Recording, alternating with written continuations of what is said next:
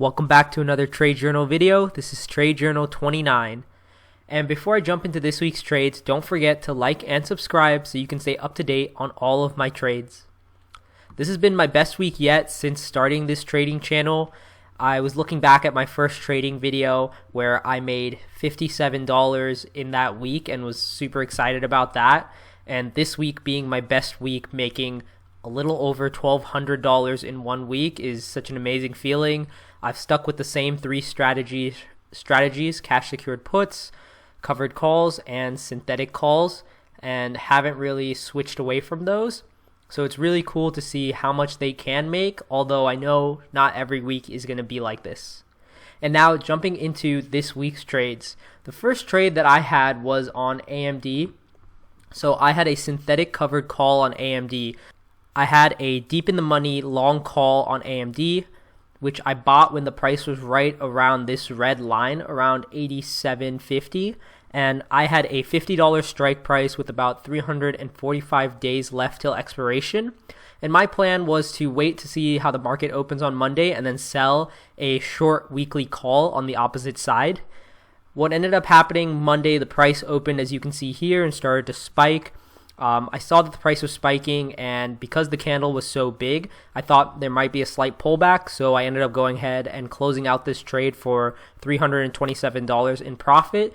But as you can see, if I would have held the trade and just sold a weekly call on the opposite side, I actually could have ended up making more money as the price continued higher. But still happy with the $327.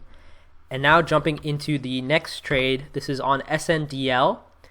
This is a covered call. I own 2,000 shares of this stock at $1.06, which is the blue line. And I sold 2 option call contracts at the $1 strike price, expiring this Friday on the 12th.